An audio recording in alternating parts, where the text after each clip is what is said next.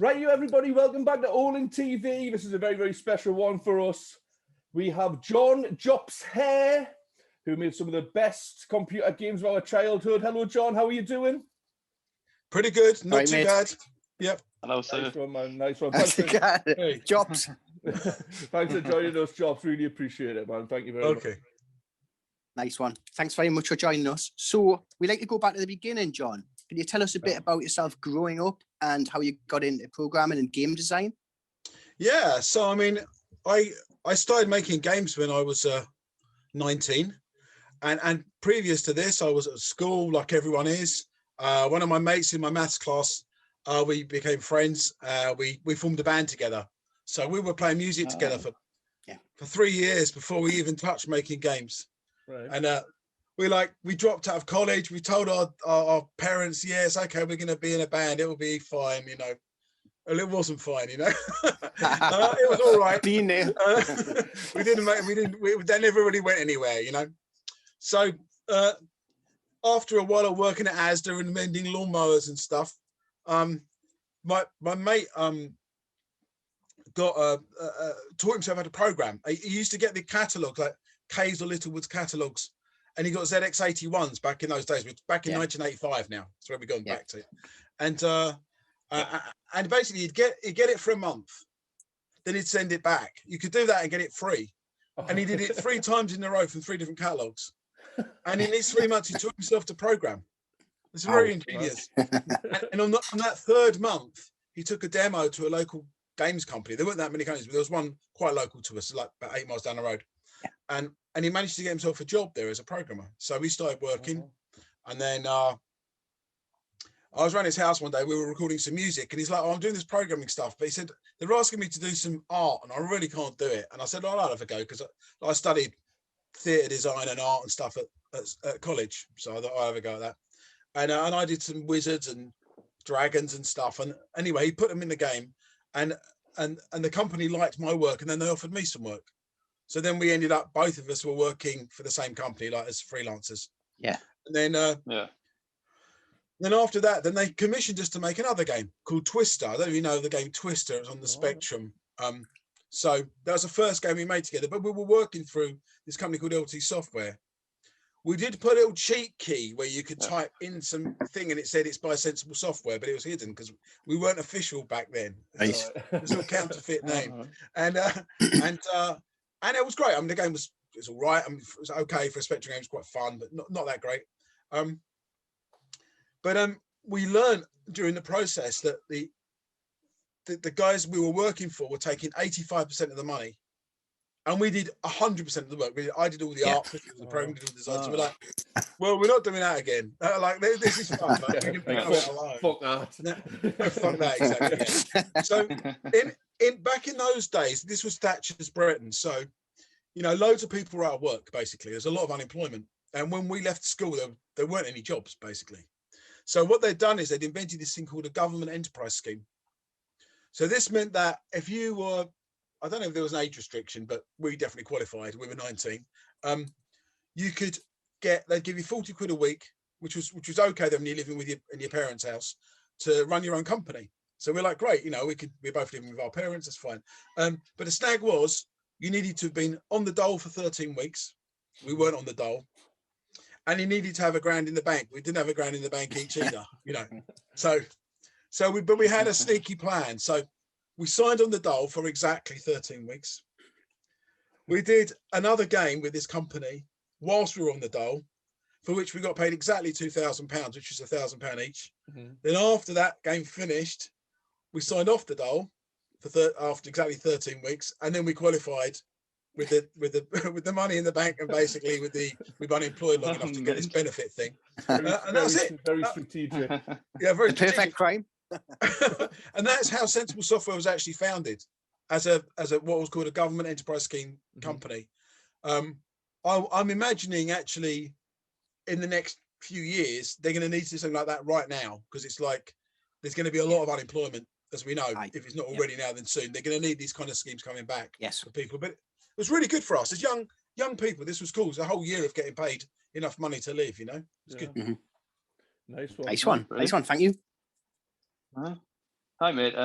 Sensible All right. Soccer and Cannon Fodder are both legendary games. We still play them to this day. Great. Could you tell us how they came about? And did any games influence them? Well, if you're looking at Sensible Soccer, you've got to go back to Micropro Soccer, which we did before that. I don't know if you're aware of that game. So I had that on the Spectrum. Micropro Soccer on the Commodore 64. yeah, we did the Commodore 64 version, which It was a cartridge, which actually. If I remember, Pardon? was it on a cartridge? If I remember rightly, some sort of cartridge. It might have been on some of the formats. I mean, Yeah. we did the Commodore 64, and it was in 1988. And basically, there was an old arcade game with a trackball called Take On World Cup. All right. Do you remember that? Yeah. I don't remember The that. tabletop and the balls and you went like that, and it did. Oh yeah, I do remember that. Yeah. You remember it, right? Yeah. So basically, Micropro Soccer was a version of that on a Commodore 64, and then we added some fancy effects like rain and rewinding replays in black and white and banana shots and stuff like that. But basically, that was our inspiration. Okay. So, and at the time when that came out in 88, like computer and video games said it was the best sports simulation in any machine. So at the time it was pretty good, you know. And this was our first football game. And then relatively shortly after that, Kickoff came out. Yeah. Which was obviously great. And then Kickoff 2 came out, which was even better than Kickoff. So when we were making Megalomania in 91, we're finishing off, we were playing a lot of Kickoff 2 whilst we were doing it between waiting for the game to build and stuff. And that kind of goes inspiration to go back and make another football game. So obviously Kickoff 2 brought a bit more to the table, but it was frustrating to play because you couldn't see who you were passing to. That was the big minus for me. You know, was I couldn't build my move because I couldn't see enough on the pitch to strategize. So we basically took the Megalomania guys. Have you played Megalomania? Yeah, I remember it being out, but I don't think I ever got into playing it. No, I remember. Right, so you've got this like little not being able to say the name. Megalomania. It's not too hard. You can divide it into 3 bits like we did on our cover. Anyway, so you got like Little Cavemen, and then they basically in the game it's the first ever game with the tech tree, by the way, that game ever by fluke. Right. By fluke it was, not by design. So basically, you got these little cavemen running around, and then they mine these elements out of the ground, and they go and they make fancy things like what do you call them, catapults, and sophisticated weaponry for a caveman, right? Then they go out and they beat the other cavemen, they take over their land, and they win. They build more caveman castles. And then once they've got enough inventions like the catapult and the big stick to beat people with and stuff like that, they upgrade their technology and they become the next level up, which is, I think, like biblical guys. And the biblical guys have got things like spears and sophisticated weaponry, and you know, and then they get taken over by Romans with their big marble pillars, and then you go on to, I think we go to Normans or maybe even medieval guys with boiling oil, and then you've got, you know, etc., going up through muskets and World War I planes, spaceships, nuclear weapons, blah, blah, blah, blah, blah.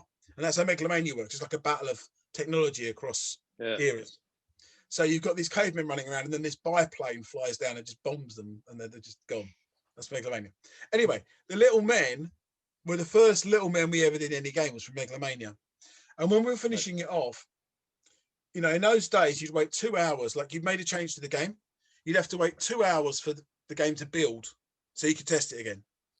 So we're working every single night until like 4 in the morning, and there's loads of dead time when you're just waiting. And in that time, I started to fuck around basically. So I'm a Norwich fan. I'm never far away from the mighty Norwich City. And so in that spare time, I dressed up one of our little cavemen in a Norwich kit, like yellow shirt, green shorts, little yellow socks.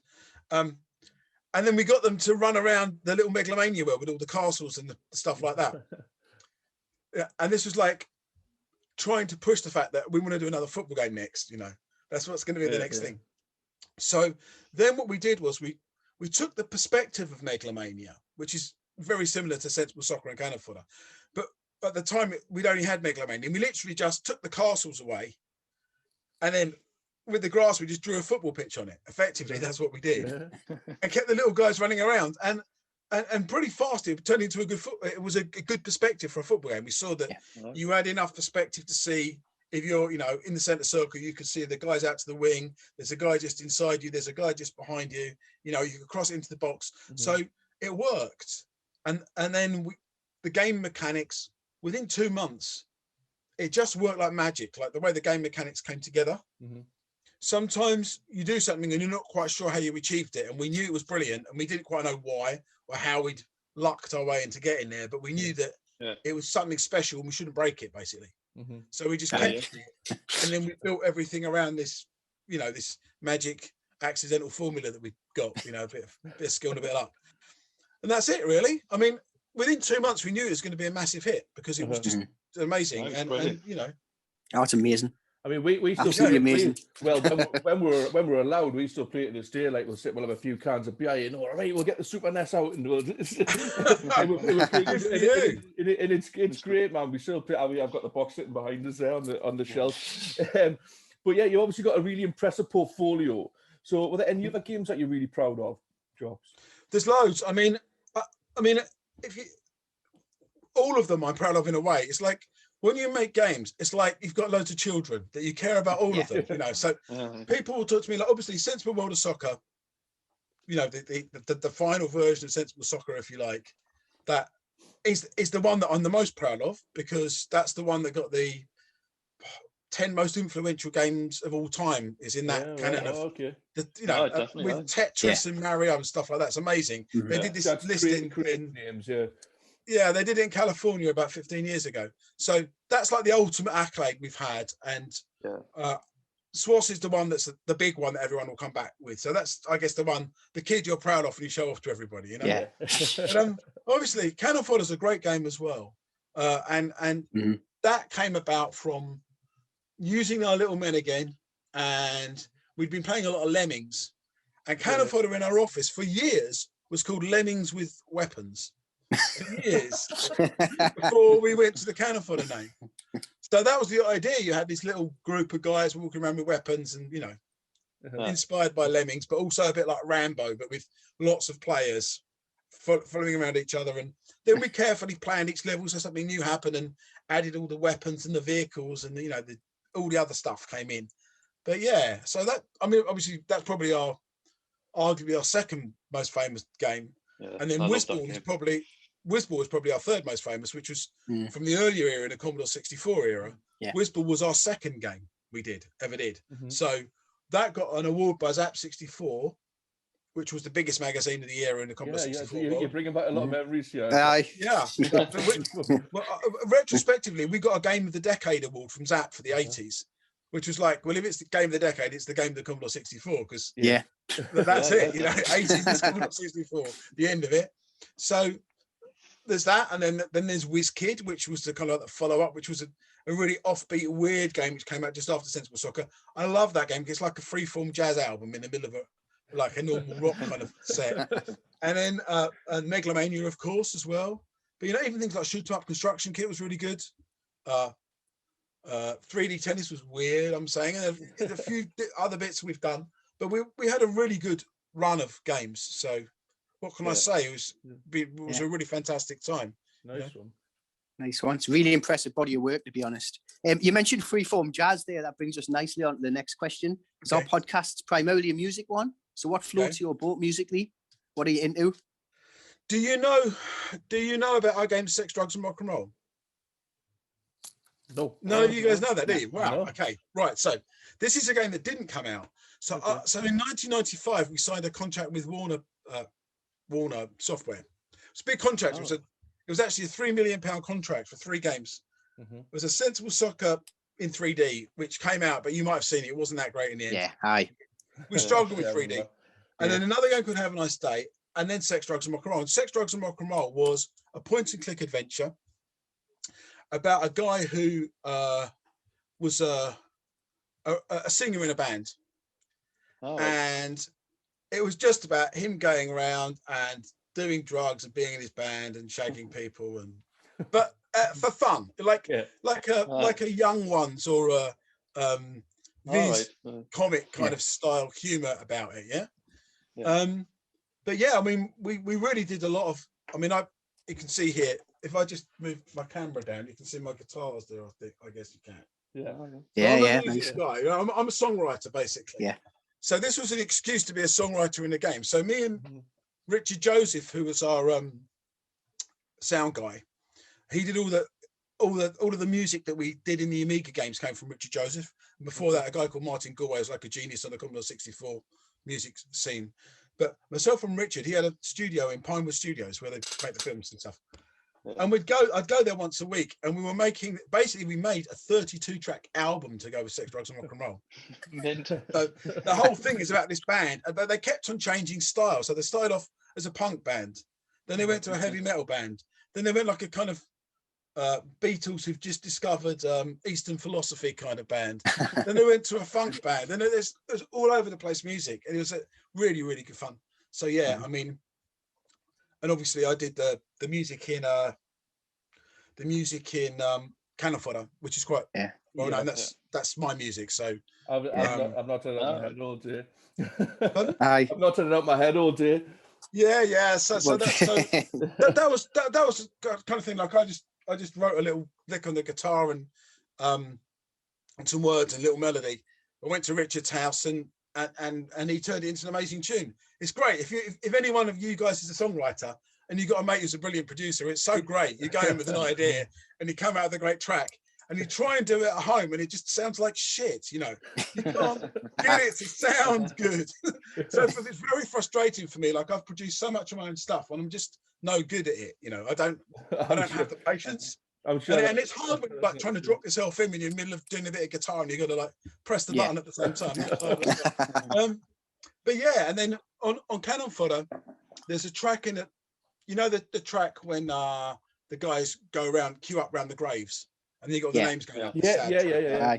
So that's a song called Narcissus, and I wrote that song when I was 18, when I just split up with a girlfriend, and it was just one of the songs we did with my band back then, and with our band, I should say, not with my band, and then when we did Cannon Fodder, we wanted a sad song to go for the gravestone bit, right? Yeah.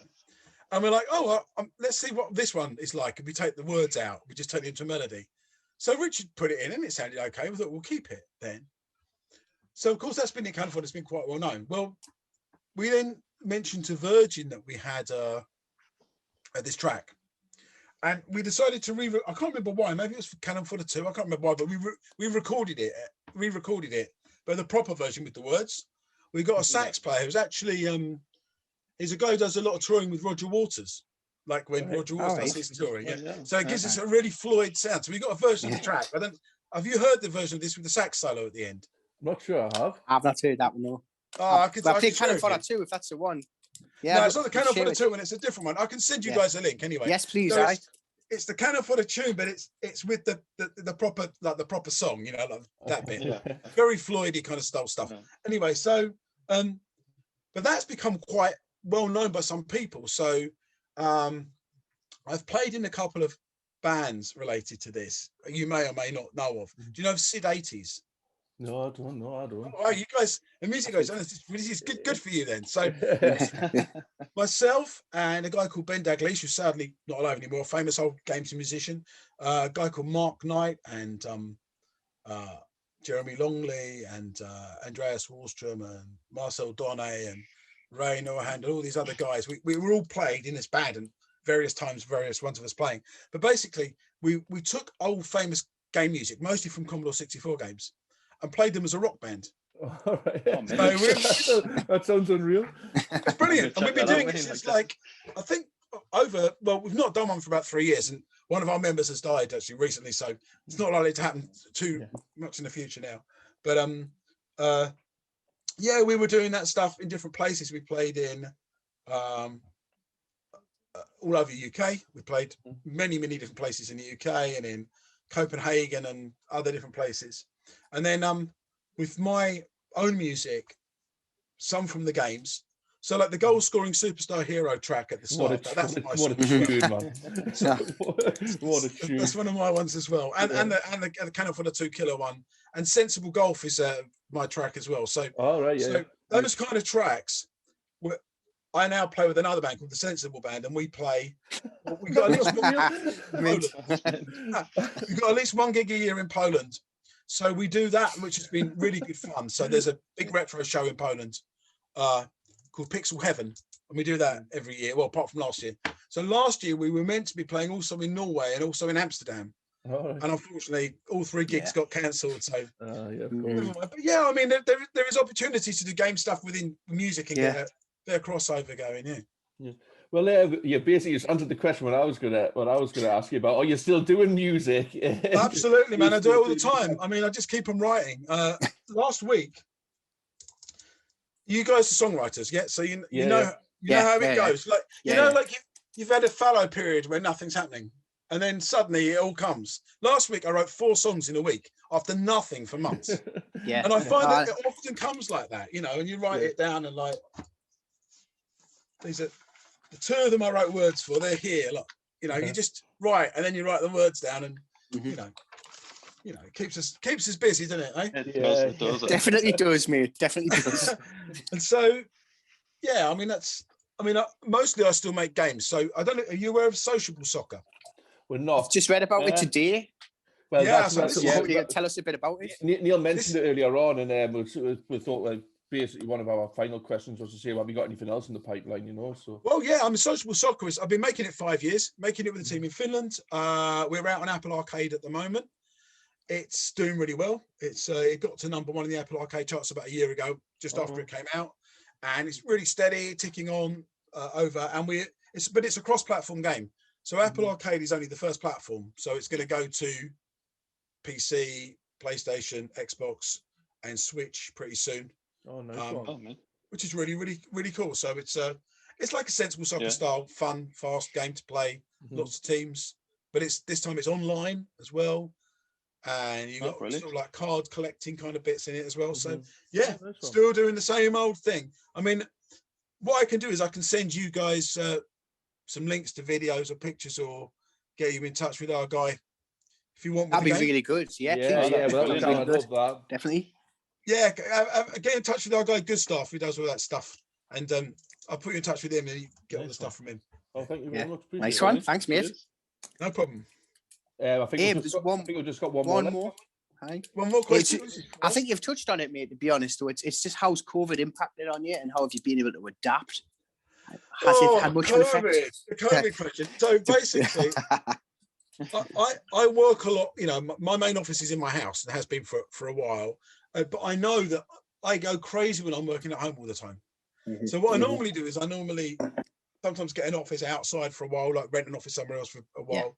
And I normally work quite a lot away. So like I've been working in Finland the last 5 years, which means on average about once every 3 weeks, I'll go out to Finland for Monday to Friday and work with the team there, which breaks everything up. But I've had a year of uninterrupted being every day, waking up at home on my own, working in my office, and never, ever, ever escaping work for 1 minute of a year. That's what it feels like, So like everyone who works at home now, the problem is, the thing is, I've known this for years because I've done it for years. You can't escape work. It's like you're sitting there watching TV thinking, oh, I didn't do that message and I didn't write that email and I should have done that. And it's like 6 feet away from where you're sitting. So like in your head, you're feeling guilty, or not just, it's not even guilt. It's like you're worried you've forgotten something all the time. Like, did I remember to do that? Did I remember to close off? I can't remember. Did I write the list? I don't know. Is it me next to do it or is it him? And it's like perpetual. And I think that actually because we're so computerized now, I think we're suffering as human beings from finding it hard to shut down, because we're working with computers that never shut down. Like I look at my screen over here and I've got like 40 emails I've got to answer. They're the ones I've marked as must answer, and some of them have been sitting there since, the bottom one's there since July. And most of them are there since January, since the start of January. But I think it's affected our team not too badly. I mean, we're working pretty remotely. So we've got our main office in Helsinki and there's 4 or 5 guys in there. And then we've got another guy working in Derby, another guy working in Torquay. then a couple of guys, another guy in Sheffield, a couple of guys in Middlesbrough, a guy in Sweden. It's all over the place. And then like our back end team is in France. But it kind of works, you know. You could never all be in the same place anyway, could you, really? Well, exactly. But it's made us more disciplined. Like every day at midday, we have a meeting now. It's like everyone turns up. Like today, I was 5 minutes late because I was out, and I came in and there's 10 people going, "Where the hell are you?" You know, for us, that's amazing. I mean, we were never that disciplined ever. You know, in real life, you're like rolling when you feel like it. So it has made us more disciplined in some ways, but it's quite hard to. It's hard in some ways to keep that ability to spark off each other creatively. Yes, it's harder. You can do it. And it does work, and we've done it in different places. We've done it, but it's harder to do it. It's not quite as easy, but it's not impossible. I think we're all learning to adapt to it. I think that the people who are going to miss out on this the most of all are the office landlords, because I don't think half the people are ever going to go back to that. You know? No. I agree. I've been working from this desk for a year now. And it takes a lot more effort to reach out to people. And like the banter you have in the office, you haven't got any of that. You've got to recreate that using Teams or whatever. And it's not the same. It's a lot more difficult. And my social creatures, you know. It's just weird. It's like before this meeting, my phone literally went to 1% battery. So I kind of let it charge up in another room, and I wandered off. Then I came here and I thought, right, we got a meeting. I thought it was at 7, actually, not 7:30. And we had a meeting, and I'm like, was it on Skype? Was it on Zoom? Was it on LinkedIn that we got the connection? Maybe it's on WhatsApp. I've only got WhatsApp on my phone. So I went to the other room, got to my phone, had to turn it on, blah, blah, blah, blah. No, it wasn't on WhatsApp. And then I looked at the email, and you're like, oh, it's 7:30. And I'm okay. But I mean, we're having these conversations in our head all day, aren't we? Yeah. You know, or like at the moment, I'm speaking to you, I've got 2 screens. So when I speak to you on Zoom, we're on now, for some reason, it uses the speaker in the other screen, not this one, which is not as loud, right? Which is probably better for a video, but it's not as loud. But normally I prefer to use this speaker, which is a better speaker in this laptop right here, which works for, what does it work for? It works for Skype. We had a Skype one this morning, but it doesn't work. I mean, there's no logic to this stuff. It doesn't make any bloody sense. Half the time it doesn't work at all, right? Modern technology. You should have seen the panic we had on beforehand. Something happened with Richie's screen, and he's got like a daft like screensaver thing, and that came up, and I was like, Richie, where have you gone? I said, I've just asked John to jump on the call. And John's coming in 2 seconds. John, come on. Hurry up, turn it around. He's like, I don't know what to do. We're all used to it. So it's going to be interesting as we go back into the normal world. I think. How many people? I'm interested. How many people are going to get agoraphobia from this and find it very hard to leave the house? I think there'll be a fair few. Yeah. You know, and then walking down high streets of dead shops for a while is going to be sad. And then how we build this back again is going to be important. Another way to see it is in a positive light. Like there's some things in society which aren't so great. If they go, you've got time. You've got a chance to reshape it now. So you can, I always think, and it's a good thing in business as well, if you think something's gone wrong and it's turned against you, rather than feeling downhearted, say, okay, we're in a new situation now. What can we get from, what advantage can we take from this new situation we didn't anticipate? You've always got to try and turn, you know, it's like with a football team. Like if both of your central defenders get injured in the same match, which as a Norwich fan happens all the time. At least one of you's got to be Newcastle. You're all Newcastle. Long-suffering Geordies. Okay. Exactly. So, you know, but sometimes you get an injury, and out of that, a new guy comes into the team, and he gets a chance to get his confidence. In the long term, it strengthens your squad. Sometimes, but you've got to be smart and think, now we've got to change the pattern, and how can we? Sometimes it will go against you. Sometimes it's too much, you know. But I think now we've got a genuine chance in the world to like adapt a few things and making sure some problems that we had in the past don't come back again. That's what I hope we get from it. Definitely, 100%. So let's see where we are. As for Newcastle, you need the season to end like now, don't you? Yeah, like today. Right. Anyway, enough about our football team. John, we've got about 30 seconds left on the Zoom call, mate. So we'd just like to say thank you very much for joining us. Thank you very much. Yeah, thank you very Absolute much. pleasure, guys. It's been brilliant. Right. Nice one. Cheers. Thank you, Anything else you need? everything. Yeah, anything else you need, let us know. I'll send you an email and we'll take it from there. Cracking. Thanks, mate. Nice Thanks, one. guys. Thank you very much. Nice to talk to you. See ya. Bye-bye.